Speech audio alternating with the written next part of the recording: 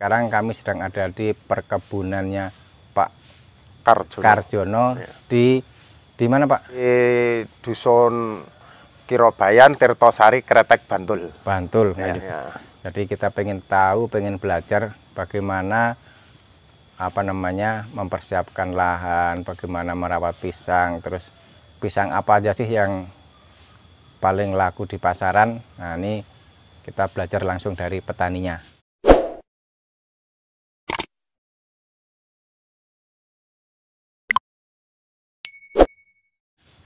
Luas lahan berapa Pak Karjono? Ya, ini sekitar 700 meter Pak. 700 meter. Ya, meter persegi. Persegi. Ya.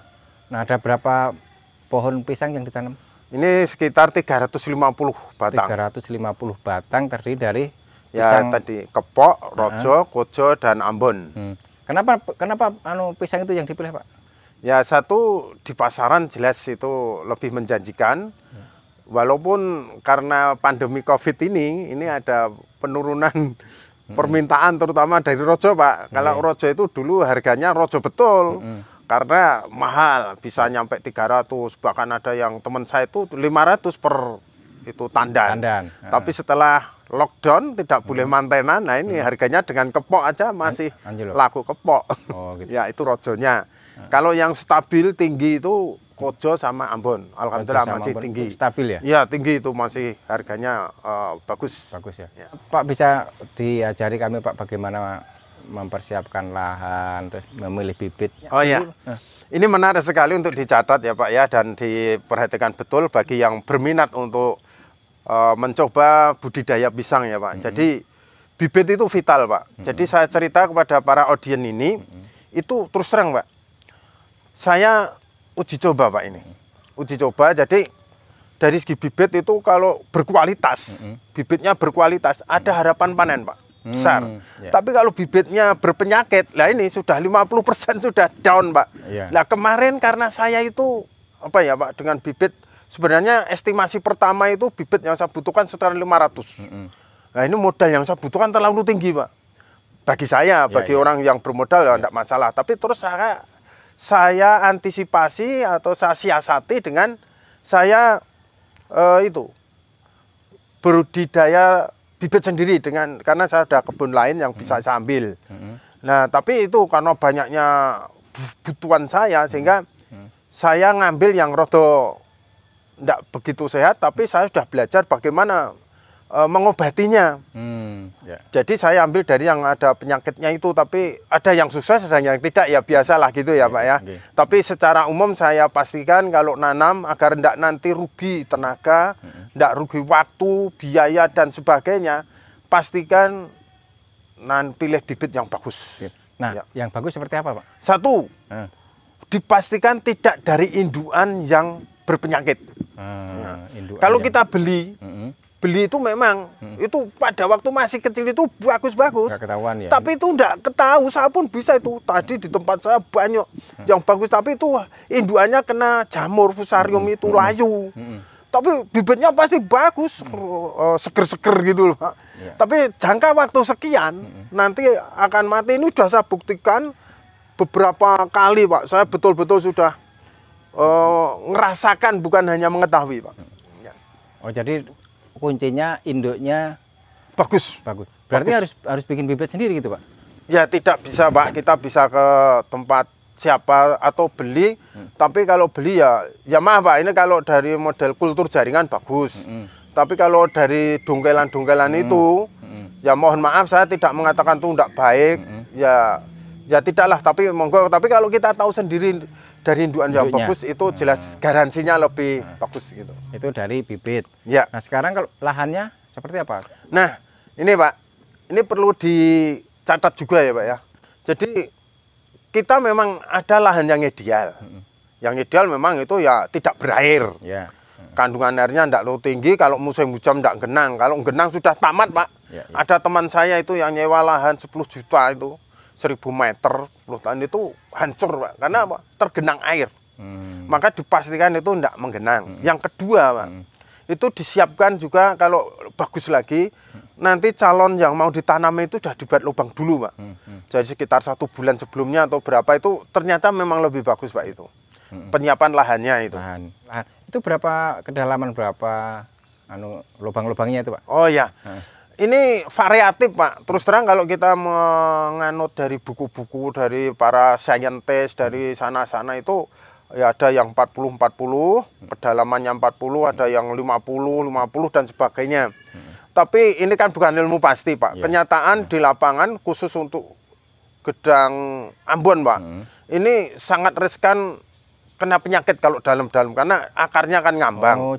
Kalau terlalu dalam bisa kena jamur dan mati, kebanyakan mati, Pak, kalau kedalaman itu. Jadi berapa senti, Pak? Kalau saya hanya sekitar 25, Pak, paling. 25 saya kedalamannya loh, Pak. Kedalamannya ya? Iya, karena dia ngambang dan ini saya lihat walaupun tidak garansi 100%, lebih banyak yang berhasil gitu. Ya. Terus ada pemupukan atau apa perawatan kalau sudah ditanam itu, Pak? Itu pasti, Pak. Jadi apalagi di tanah yang dari humusnya kurang ya, Pak. Ini lebih bagus lagi, yang paling baik loh, Pak. Ini kompos, Pak. Kompos intel wedhus itu istilah kalau sini. Iya. Antara dari lembu, teletong kalau sini namanya dengan intel wedhus itu lebih bagus dari yang kambing itu. Kambing ya. Ya itu sebelumnya, jauh sebelumnya sudah ditaburi itu 2 minggu sebelumnya atau gimana begitu. Tapi kalau pupuk organik kimia, Pak, yang kimia itu sedapat mungkin hanya untuk apa ya, menstimulasi aja, enggak usah terlalu banyak.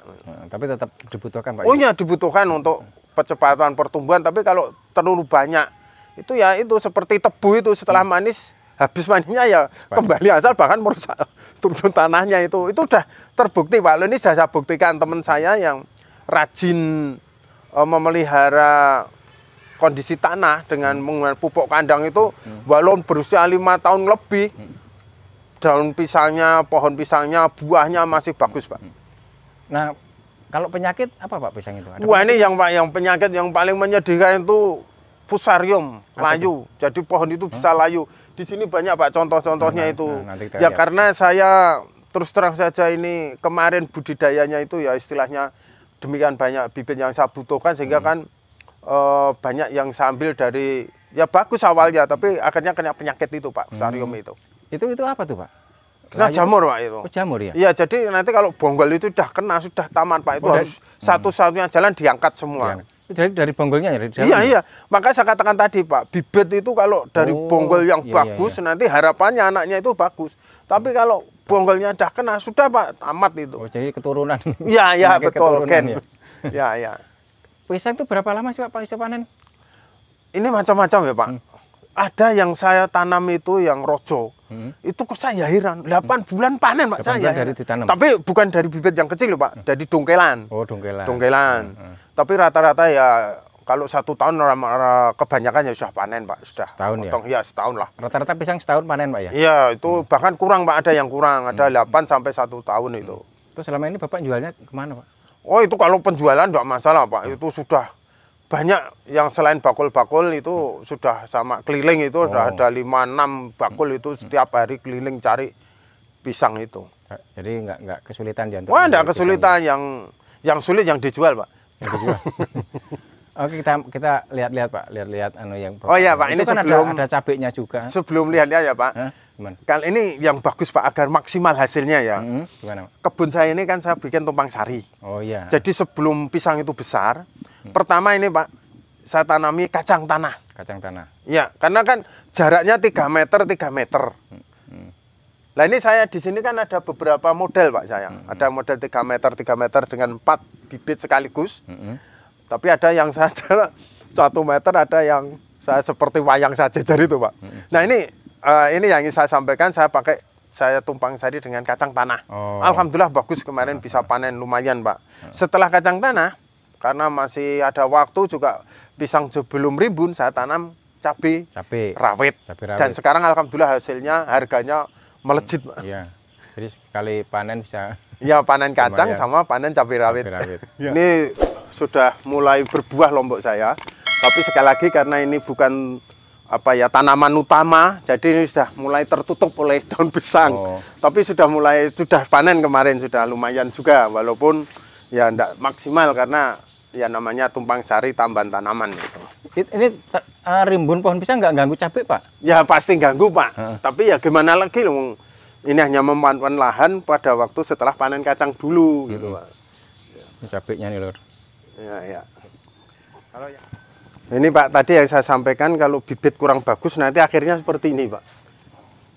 Bibit pisang? Ya, ini kalau bibitnya kurang bagus, nanti pada waktu panen akhirnya gagal. Seperti ini? Iya, ini kan rugi, Pak, rugi waktu, tenaga, dan hanya dapat seperti ini. Dua tandan lagi? Iya, awas, Pak. Nah, tapi kalau enggak ya seperti ini, Pak. Ini tandanannya bagus. Ini bagus ini? Iya, itu Pak, bagus. Oke, ini bagus ini. Yang nah, terus ini Pak, alhamdulillah ini sudah mulai berbuah itu. Nah, itu ada montongnya. Ya, itu yang sebelah sana juga sudah mulai berbuah. Ada montongnya. Ya. Kalau yang ini alhamdulillah tinggal nunggu panen. Mana tuh? Ini yang di... ini udah lumayan itu. Ya. Di langit birunya kelihatan. Nah, ini tadi Pak yang saya sampaikan kemarin jejer ini. Ini kan tetap rimbun, Pak. Maka saya rekomendasikan yang selatan tadi itu, Pak, modelnya itu. Kalau sana itu tetap bagus 4. Ini kalau jumlahnya hanya 17, Pak, ini. 17. Kalau yang sana 32, Pak. Tapi ruangnya masih tetap bagus. Ada. Ya. Dengan catatan ini kan 2 hilang, 3. Tapi jadi 1 ini 4, sini 4. Oh, tetap yang kalau mau dipakai itu yang model paling selatan, 2, 3 dari selatan tadi, Pak, itu. Ya. Nah, ini, Pak, kalau 4-4 kan masih ada ruang, Pak. Beda dengan sebelah tanah tadi. Kalau ini kan dijejer satu-satu Iya, ya? tadi kan terlalu rampet, Pak. Kalau ini 4 kan masih ada bisa sana kemarinya. Dan jumlah batangnya juga lebih banyak, Pak. Berarti kemungkinan hasilnya jelas lebih banyak juga.